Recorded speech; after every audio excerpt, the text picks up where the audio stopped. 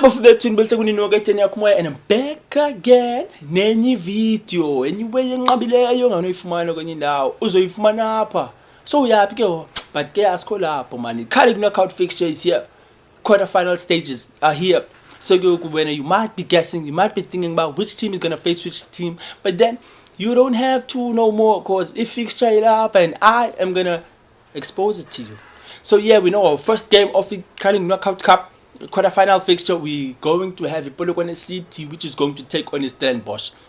Tight fixture, filled with pace, but we can't go into depth right now about how we think the teams will approach the games and all of that stuff, like looking at the positives and the negatives of the teams going onto this fixture. And then moving on, we'll also be having Richards Bay, which is going to take on the mighty Buccaneers, Orlando Pirates, and then we'll also have Usutu taking on the Golden Arrows. You see that that's a KZN derby over there. And then on our final game of the KnockOut fixtures, we will be having Sekhukhune United that will be taking on the Rockets, which is obviously Team Suka's TS Galaxy. So it's a very beautiful fixture that we have.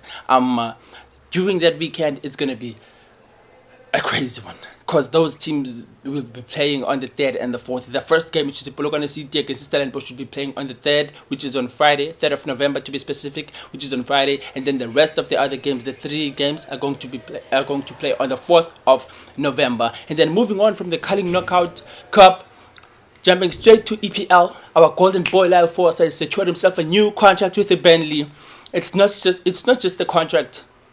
It's a contract of 5 years. Like, he is now tied with the Burnley for 5 years. I mean, his contract is going to run from now until 2028. It's something big, guys. We have to be happy for him. He has worked his socks off ever since this season started, and he has been doing quite fine. I mean, having 5 goals/assists, like 5 goal involvements in 6 games in the Premier League, where people thought that it was going to be hard for him. So I mean, like, all the criticism that he has received and everything, he has taken it well in a positive way. So that sees him being rewarded by the management of Burnley with a 5-year contract. So it's something beautiful to see. Just hope that the boy grows further and develops into a beautiful player that will also have his own footprints which are so large that we will be having some more boys coming from South Africa that will want to be beyond him. But then, with all that being said, from me to you, that's all. I just want you to know, Bandini Tanda, no, till next time.